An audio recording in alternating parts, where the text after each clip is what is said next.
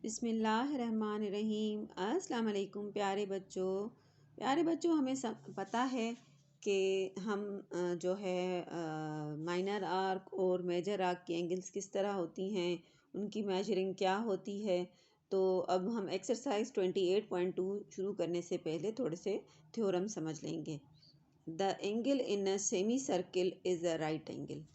The angle in a semi circle is right angle. तो प्यारे बच्चों अब हमें पता है कि जो एंगल जो 180 के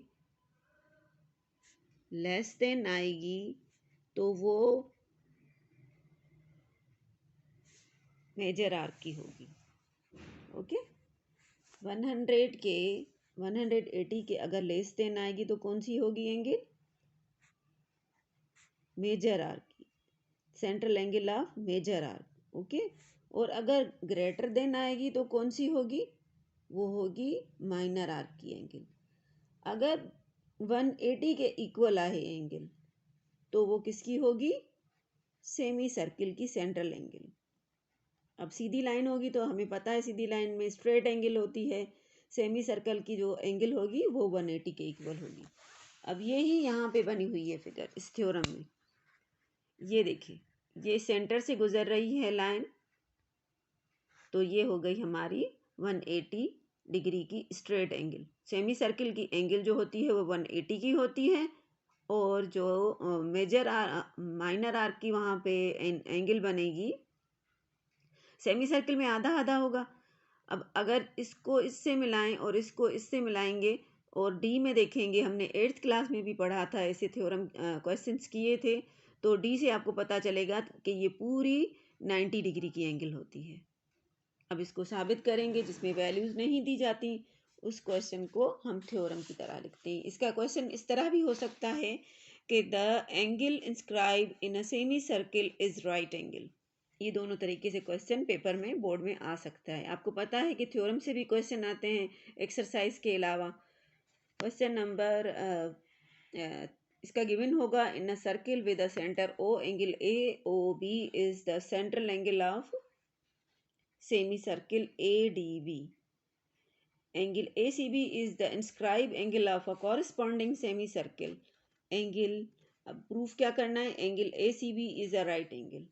ओके, सबसे पहले हम स्टेटमेंट में क्या लिखेंगे कि angle A O B is equal to 180। इसको नंबर 1 इक्वेशन इसने कहा है बुक ने।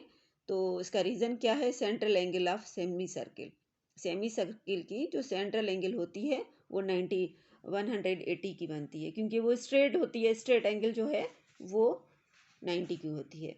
नाउ मेजरमेंट एंगल 180 की होती है, स्ट्रेट एंगल 180 डिग्री की होती है। Now measurement angle A O B equal to 2 measurement angle A C B. अब रीजन में इसने लिखा है the central angle of a semicircle is double of inscribe angle of a corresponding semicircle.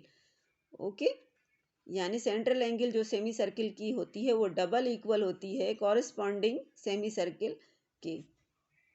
Okay, अब हम क्या लिखेंगे कि measurement angle two measurement angle A C B, to measurement angle A C B equal to 180। Okay, अब ये 2 इसके साथ divide कर देंगे, यहाँ मल्टीप्लाई हो रहा है तो 90 हो जाएगी। तो ये हमारा साबित हो गया कि measurement angle A C B equal to 90 की होती है। 90 if any angles measurement equal to 90 degree, it means it is a right angle. Angle ACB is a right angle by definition of right angle. Reason में इसने क्या लिखा है? by the definition of right angle. QED का क्या मतलब होता है? क्वाड एरॉड डेमोस्ट्रेटिव, यानी यही साबित करना था हमें। आपको एक्सरसाइज की तरफ चलेंगे। एक्सरसाइज 28.1, ये फिगर इसने दी है। इस फिगर में ये सेमी सर्किल है, ये स्ट्रेट लाइन है। ओके, अब बी सी ए, ये सेमी सर्किल की इंस्क्राइब एंगल है, इसकी मेजरिंग 90 होती है। ओके, ये सर्किल है। ए सी इसको दो हिस्सों में जो है वो डिवाइड कर रहा है, यानी ये सेमी सर्किल है, ये सर्किल का डायामीटर इसको 2 हिस्सों में तकसीम कर रहा है, और ये जो बी एंगल बन रही है, inscribe angle of semi circle है, इसकी मेजरिंग 90 होती है। अब हम सबसे पहले क्या करेंगे, गिवन प्रूफ लिखेंगे।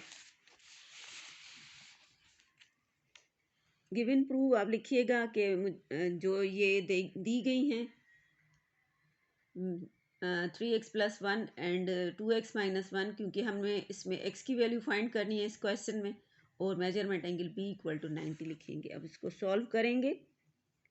अब कहेंगे line A B perpendicular on line B C.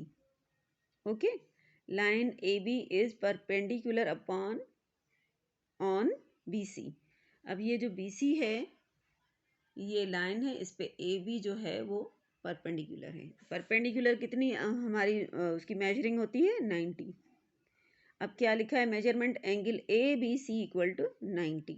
The sum of angle of triangle, यानी हम अब कौन सा ट्राइंगल ले रहे हैं, ये मैंने फिगर बनाई है ए बी सी, ये ट्राइंगल लिखेंगे, और sum of triangle is 180, measurement angle A plus measurement angle B plus measurement angle C = 180।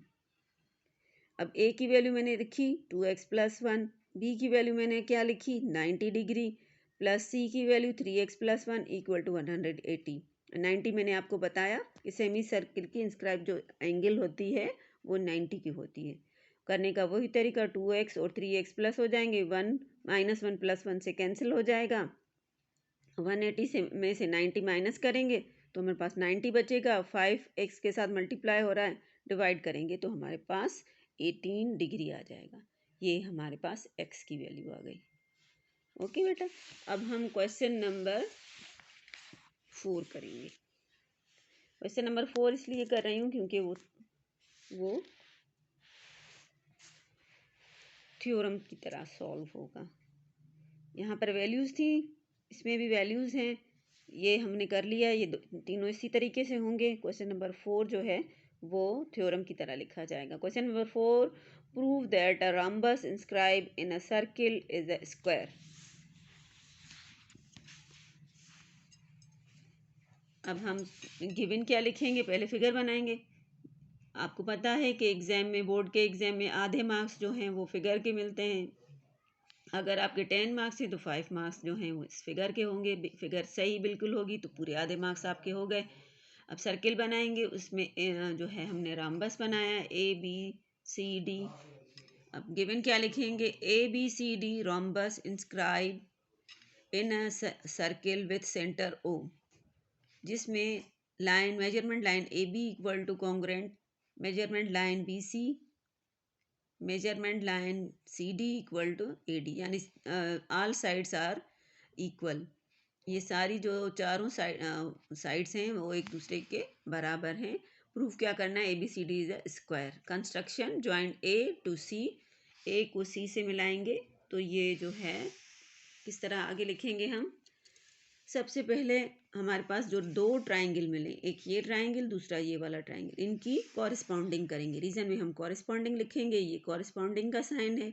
Measurement angle A B = C D या D C, B C = A B, A C = A C. A C जो है वो common side है, तो हमारे पास कौन से postulate के तहत दोनों जो हैं वो इक्वल हुए हैं, side side side.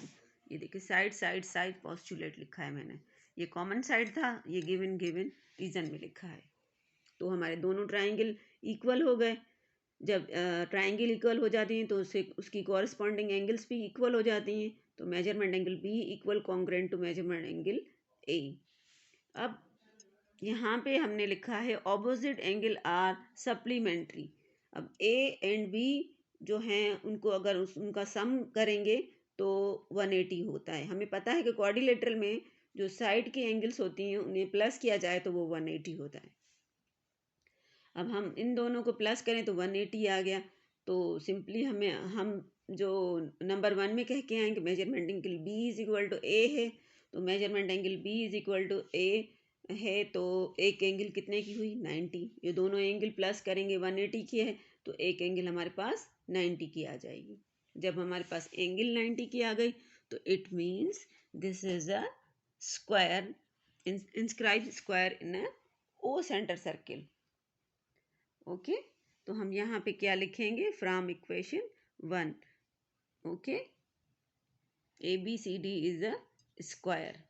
ABCD is a square. यहाँ पे अगर आप लिख भी लें इज अ स्क्वायर.